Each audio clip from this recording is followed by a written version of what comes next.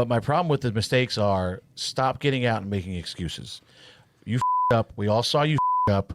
Just say you f***ed up and you're sorry, and I'm going to learn from it. But I don't believe that. You make a mistake once, you need to learn from it, right? Yeah. Right? If you run into somebody once, you need to start running into people. Yeah. Right? And why keep doing it? I just like, my point is, don't get out and say, oh, my pan was loose on I lost my turn. No, that you misjudged getting in line. That's what happened. Yeah. Like, you clipped them. And what, you didn't do it on purpose. We know you didn't do it on purpose. You screwed up. Just say you screwed up. Instead, you got the interview he did after the race was awful. And then, he has a PR statement the next day about how he's going to do better. That's fine. Do better. Just, I don't want to hear the excuses. Just do better.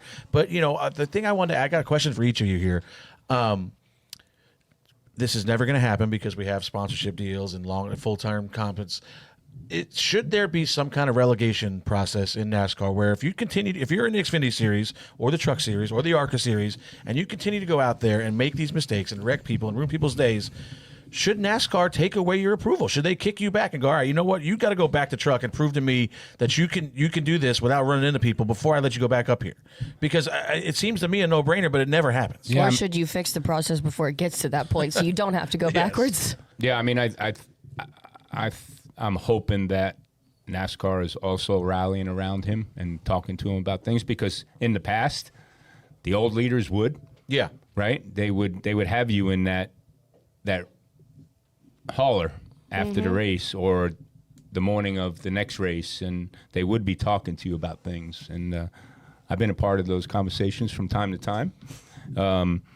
And it helps, right? It helps when people that are above you and have that say are watching, and he needs a little bit more guidance. I mean, he just needs to slow down. And I mean, I don't know, man. You guys are all friends, right? You guys rally around the kid, help him, right? Look, man, stop being I've listened to you guys together, all of you, right? You guys don't hold back. Yeah. Get him and get on his ass. Get him in a group chat. You're exactly right. And my take on that too is, like, I've had two experiences, right? There's two ways to learn.